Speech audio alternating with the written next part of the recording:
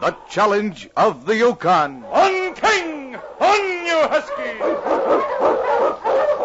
The Wonder Dog King, swiftest and strongest of Eskimo lead dogs, blazes the trail through storm and snow for Sergeant Preston as he meets the challenge of the Yukon.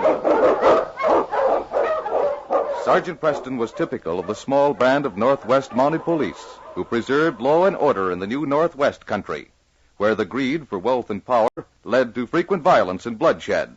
But in spite of the odds against them, Sergeant Preston and his Wonder Dog King met that challenge, and justice ruled triumphant.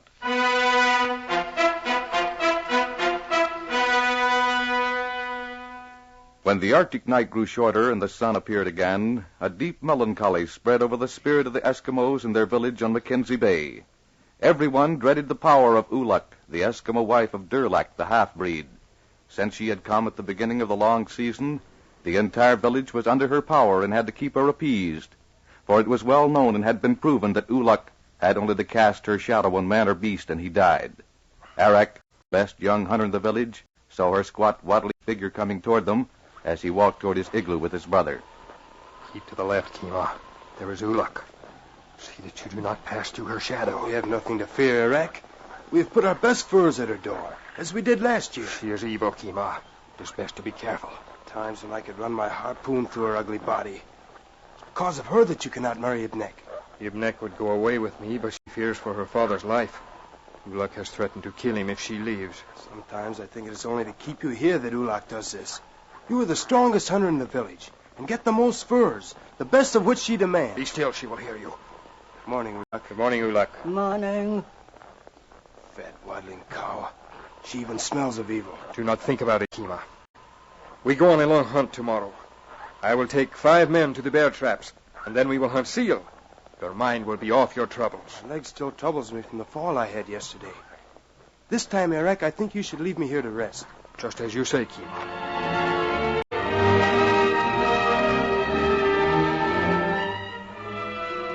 It was 2 nights later. A low moon hung over the sleeping Eskimo village. Suddenly the stillness was broken by the sharp bark of a dog near the igloo of Durlak, the half-breed, and Uluk, his squaw. Durlak sat up quickly. Uluk, did you hear? It is only Wolf. He barks at the moon. Stay in the shadow. Wolf, look to the right. If I untie him, he will get him. Quiet. See, there is shadow near that rock. I saw it move. Yes, I see it. Give me room to aim. You will shoot before you know what it is. I will know afterwards. You have missed. Wait. I did not miss. See, the shadow moves. It is man. You have hit him. You shoot again. No. Let him go. Tomorrow we will know who tried to come to our igloo. Tomorrow you will know, Luck, where next to cast your shadow.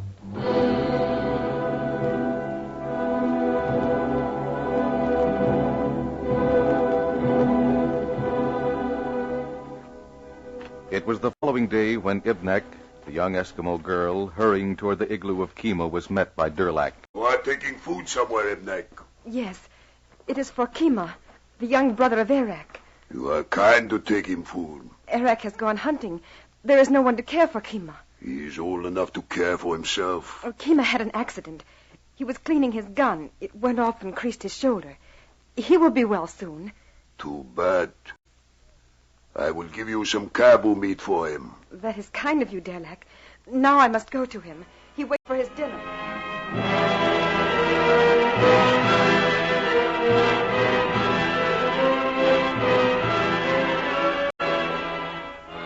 Look, I found the man. The man whose shadow we saw. It is Kima, the brother of Arak. You will go to his igloo tomorrow. But Arak brings us finest fur of all. When he returns from his hunt, there will be fortune for you. Kima looked at us with hate in his eyes. He talks against us to the tribe.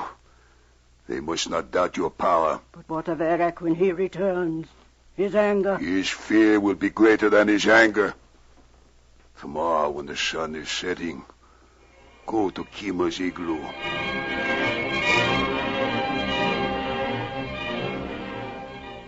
Kima lay on some skins in his igloo while Ibnek mended the sleeve of his parka. The bullet went through the back of your sleeve, Kima. How could it do that when you cleaned your gun? My arm was raised.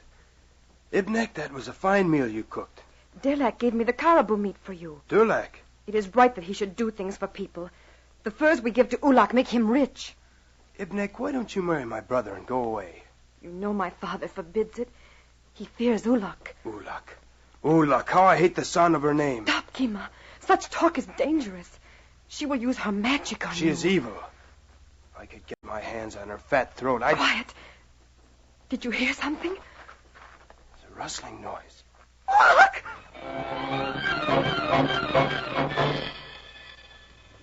Ulak's squat figure suddenly blocked the entrance. Her small, beady black eyes were fastened on Kima with a stare that was almost hypnotic. The small lamp of seal oil in the center of the igloo cast her shadow on the white wall. A huge black shadow that slowly crawled toward Kima as Ulak advanced. No! No!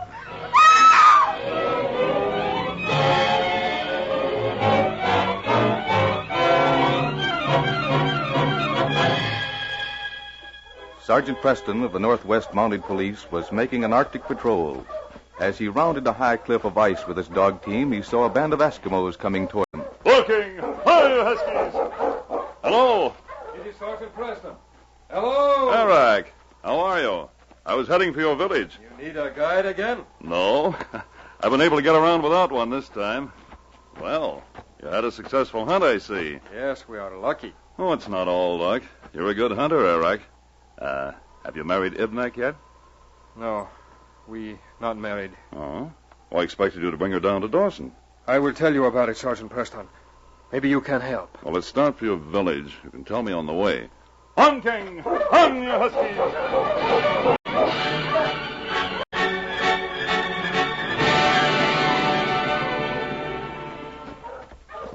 I'm very anxious to see this sorceress, whatever she is. You must be careful, Sergeant. Look is evil. She's evil, all right. Taking furs from everyone and keeping you from marrying Ibnek. Look, there is Ibnek now, coming from the village to meet us. When she's running, something must have happened. Eric! Eric! Oh, King! Hi, you Huskies! Ibnek, what is wrong? Eric, I don't know how to tell you. Something is wrong. It is Kima, your brother. Kima, what happened? Ulak came. Her shadow crept over him. Kima. Is he? He is dead, Eric. He died just after the sunset, yesterday.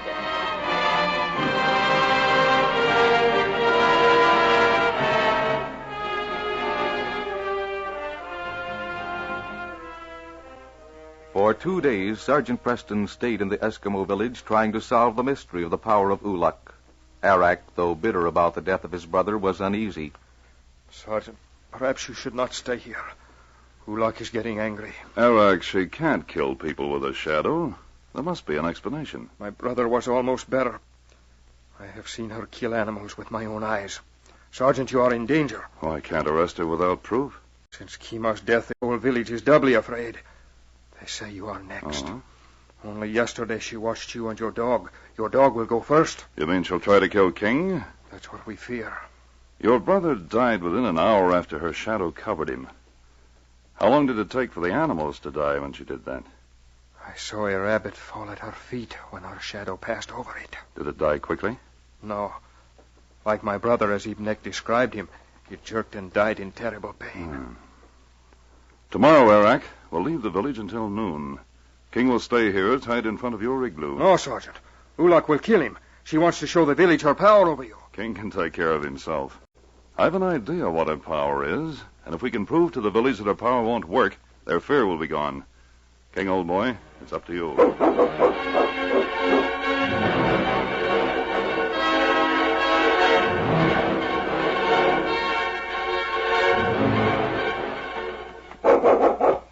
He is still alive, Sergeant. We've been gone about 3 hours. Hello, boy. He is not like our dogs. How well you must feed him. See, he has left part of his meal, a whole fish. Yes. Eric! Ibnek, what is the matter? Ulak threatened the sergeant's dog. All the village knows that before sunset she will cast her shadow on him. Sergeant, you must leave now with King. Ulak will kill him before dark. She has said so. Arak, gather all of the people of the village together. I'll let King stand unprotected. Tell Uluk I dare her to try her black magic on him in front of everyone. Sergeant, no. He is such a fine animal. Do as I say, Arak. You and Ibnek get the people together.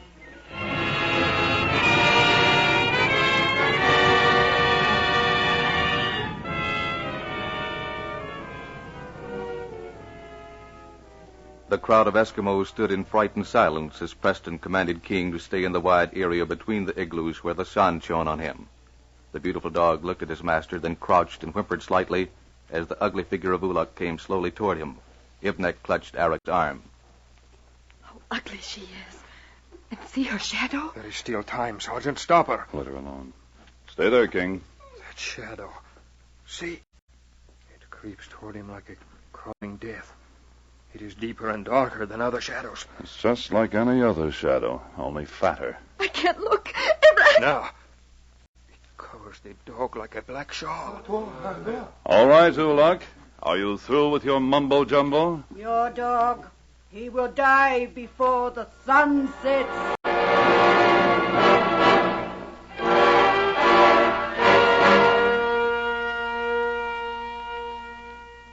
He still lives, Sergeant, and the sun has almost disappeared. There, he cries. Well, he can't understand why everyone's looking at him. Can you, boy? It's all right, fella. There, the sun is gone. You see? There's nothing to fear. Uluk is not magic. Her shadow means no more than yours. We have seen her killed. Arak, come with me. We're going to the igloo of Uluk. Come on, King.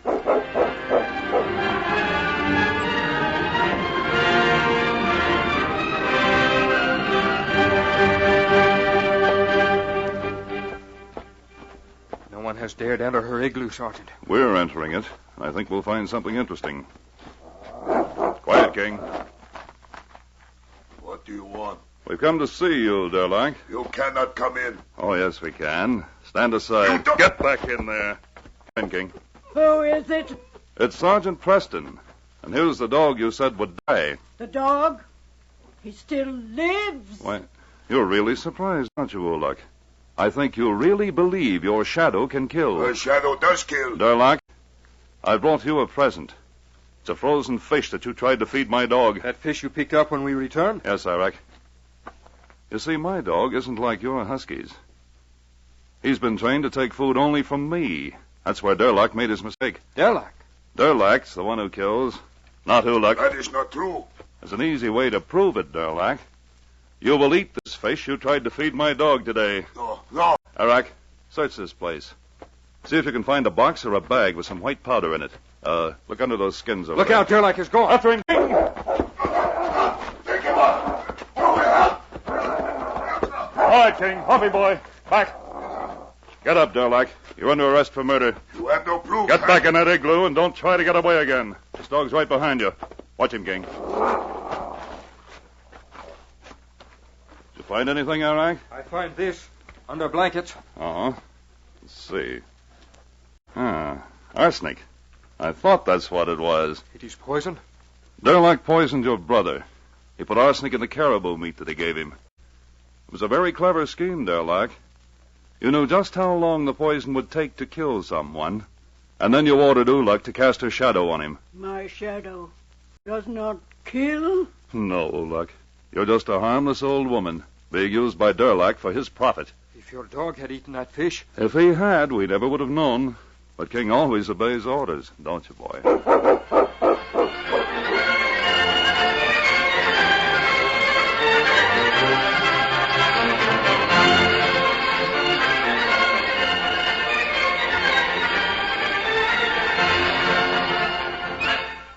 These copyrighted dramas originate in the studios of WXYZ Detroit, and all characters, names, places, and incidents used are fictitious. They are sent to you each week at this same time. Hugh Holder speaking. This is the Michigan Radio Network.